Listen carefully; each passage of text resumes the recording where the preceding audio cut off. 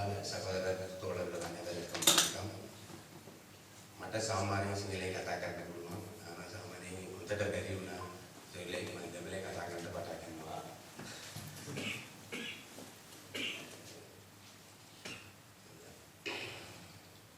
சமூக இயக்க அங்கத்தவர்களாக தெரிவு செய்யப்பட்டவர்களால் என்னையும் இந்த வேலை செய்யும்படி அழைத்த போது அதன் தேவையும் அது பற்றி சில நண்பர்களோடு தோழர்களோடு பேசிய போது கிடைத்த அனுபவத்தையும் எனது கடந்த கால அரசியல் நடவடிக்கைகளில் எனக்கு ஏற்பட்ட தாக்கங்களை பற்றியும் இந்த சமூகமைக்கான இயக்கத்தின் தேவை பற்றியும் சில விடயங்களை நான் சொல்லலாம். நானே இந்த மேடையில் நிற்கிறேன் என்ற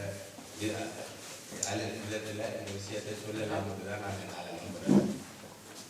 நான் வாழ்ந்த கிராமம், என் கிராமத்தை ஒட்டிய சிங்கள கிராமம், முஸ்லீம் கிராமம், அவர்கள் பல வாழ்க்கை தர பொருளாதாரத்திலிருந்து ஏற்றத்தாழ்வு இவைகளே என்ன இந்த அனைத்து ஒடுக்குமுறை இன விடயங்களுக்கு அப்பால சிந்திக்கக்கூடியது அதை என்ன ஆழ்ந்த அந்த காலத்துல தான் தேசிய இன பிரச்சனை மிக உட்புறமாக நிலவந்த காலம். அந்த காலத்தில் தமிழரசு கட்சி கொண்ட பிற்போக்கான தமிழ் தேசியவாதம் விரித்தாடியது. அது தோல்வியப்பட்ட போது ஆயுத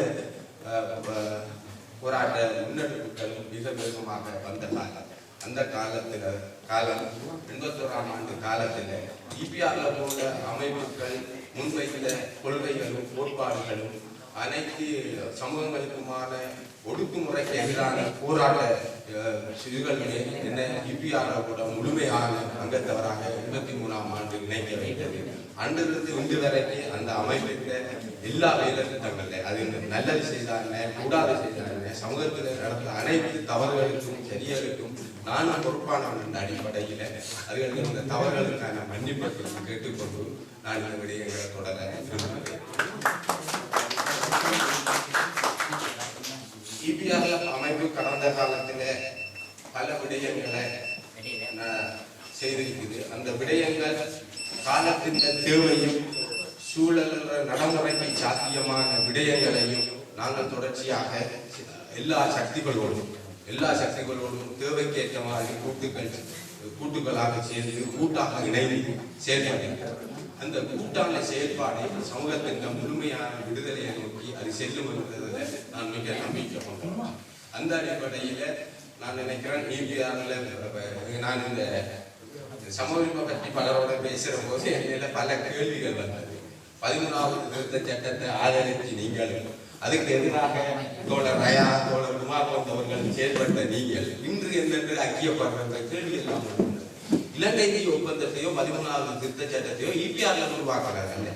அது இந்திய அரசும் ஸ்ரீலங்கா அரசும் உருவாக்குறது. அதை அமுல்படுத்துவதற்காக நாங்கள் முயற்சித்தோம். அந்த அமுல்படுத்தல தவறுகள் கண்டிருக்கிறது. அந்த அமுல்படுத்தல் நடைமுறைக்கு கொண்டு வராத நிலைமையை நாங்கள் இன்றைக்கு அனுபவிக்கிறோம். அன்றைக்கு ஒரு 11வது சட்டம் தான் இலங்கையில் அமல்படுத்துகிற போது அந்த அமல்படுத்தல அழிவுகள் மனித அழிவுகளோ சொத்து அழிவுகளோ மிகப்பெரியதாக இருந்தது. நாங்கள் அன்றே சிந்திச்சோம், இதை அமல்படுத்தாமல் விட்டால் பாரிய அழிவுகளையும் இதுகளையும் நாங்கள் எதிர்கொள்ள வேண்டிய வரும் என்ற ஒரு தூரத்து பார்வையில் தலைமைக்கு அது இருந்தது. அந்த தலைமை சொன்னதன்படி நாங்கள் அந்த நேரம் ஒரு 3ஆம் கட்ட தலைவர்களாக இருந்தவர்கள் அதை அமல்படுத்துவதில் பல தவறுகளும் விளைவினார்கள். அதில் எங்களுக்கு எந்த இதுகளும் இல்லை. ஆனால் 11வது திருத்த சட்டம் இன்றும் இலங்கையில அமலுக்கு இருக்கிறது. இன்றைக்கு நாங்கள் அதுக்கான விஷயங்களை பின்னால பேசலாம் நினைக்கிறேன். இன்றைக்கும் அமல் இருக்குது. இலங்கையில 8 மாவட்டங்கள்ல அது அமலாக இருக்குது. ஆனால் யாழ்ப்பாண மாவட்டத்துல அது அமல்படுத்தப்படாத சூழல் பற்றி அதை பற்றிய கேள்விகளை அரசு சார்பான செயல்பாட்டாளர்களோ யாரும் கேட்க தகுதி இல்லை. டிஎல்ஏ உட்பட அதை பற்றி கேட்க தயாரில்லை. இந்த நிலைமையில இந்த விடயங்களுக்கு சார்பாக இல்லை இந்த விடயங்களுக்கு எதிரான போராட்டங்களை நாங்கள் நடத்த வேண்டியது. அந்த போராட்டங்களை நடத்துவது எப்படி ஒரு கேள்வி. அந்த போராட்டங்களை வெறுமன சிங்கள மக்களோ இல்ல தமிழ் மக்களோ இல்ல முஸ்லிம் மக்களோ தனிச்சிருந்து நடத்த முடியாத சூழல் இன்றைக்கு இலங்கையில தோற்றுவிக்கப்பட்டிருக்கிறது. இலங்கையில் உள்ள மிகப்பெரிய பிற்போக்கு தமிழ் தேசியவாதம் முழுமையான அழிவை நோக்கி சென்றிருக்கிறது. இந்த தமிழ் மக்களை பிள்ளையான வழிகளில கூட்டி சென்றிருக்கிறது. இந்த கூட்டி செல்ல நாங்கள் தடுத்து நிறுத்த வேண்டிய தேவைகள் இருக்கிறது. நாங்கள் எல்லாரும் இந்த விடயங்களை சாதிச்சு கொண்டு சொல்றதுக்கு நாங்கள் இங்கே வரவில்லை. நான் யோசிக்கிறது இந்த சிந்தனையில மாற்றங்கள் வர வேண்டும். அடுத்த சந்ததி இந்த விடயங்கள் பற்றி ஆழமாக சிந்திக்க வேண்டும். சிந்திக்கிறத தூண்டுறவர்களாக குறைஞ்சபட்சம் நாங்கள் இருக்க வேண்டும் என்ற தார்மீக பொறுப்பு எங்களுக்கு இருக்கிறது.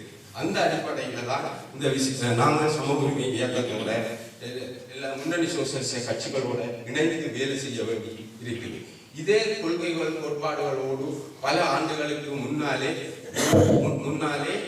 பல இடதுசாரி கட்சிகள் இயங்கி இருக்கிறார்கள். அந்த இடதுசாரி கட்சிகள் செயற்பாடுகள் மாற்று இடதுசாரி சிந்தனை கொண்டவர்களால் மறுதளிக்கப்பட்டும் இருக்கிறது. இந்த மறுதளிப்புகள் இந்த நாங்கள் எங்களுக்கு என்ற ஒரு கொள்கையை வகுத்துக் கொண்டோம். அந்த கொள்கைகளுக்காகவே வாழ்பவர்களாக நாங்கள் அடையாளப்படுத்திக் கொண்டவர்களாக இருக்கிறோம்.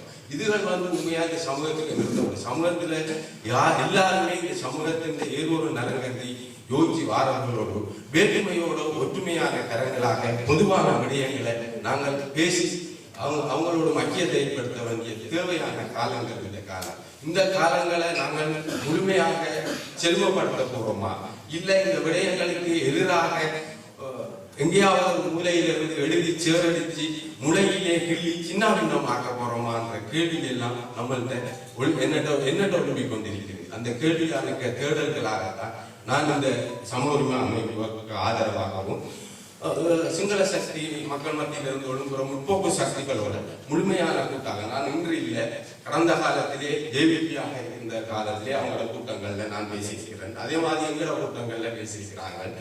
இலங்கையில் இருக்கிற போதும் அவங்களோட நெருக்கமான உறவுகளை நாங்கள் வைத்திருக்கிறோம். அதுக்கு அவங்க தவறுகள் இருக்கலாம், ஆனா குறைஞ்சபட்ச இடதுசாரி சிந்தனையின் செயற்பாடு அவர்களிடம் இருக்கிறார்.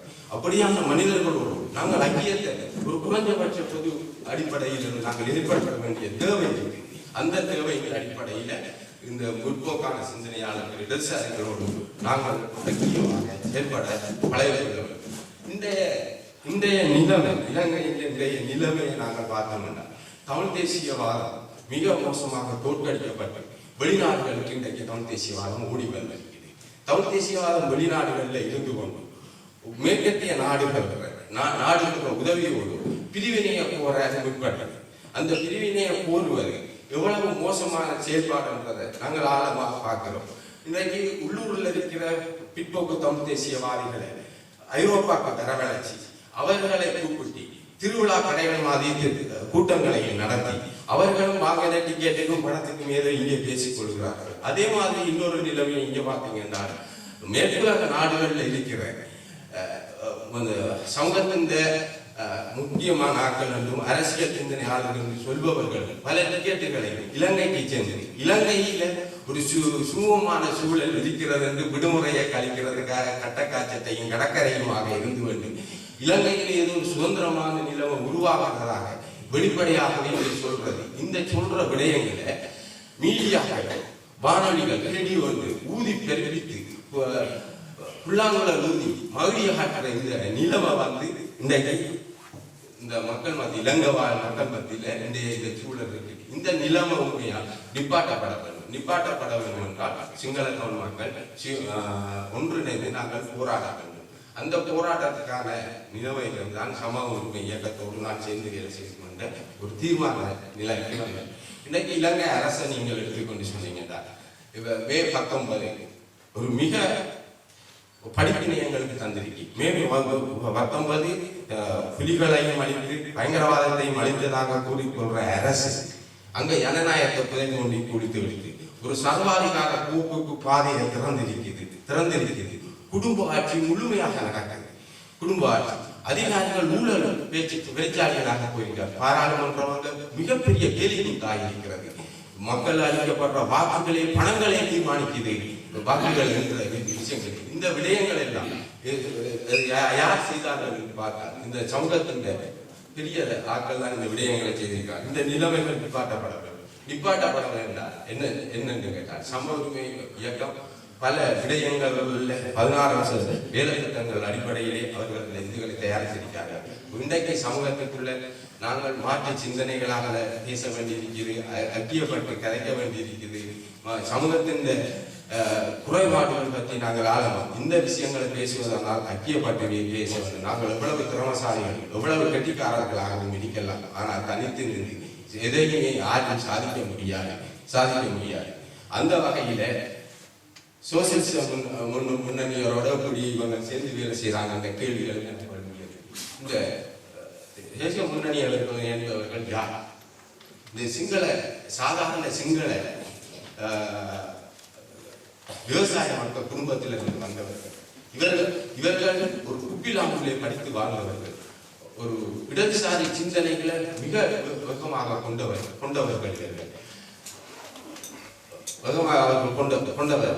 மீண்டும் இனவாதத்துக்கு எதிரான உலக புரள தொடர்ச்சியாக அவர்கள் சொல்லி வந்திருக்கிறார்கள்.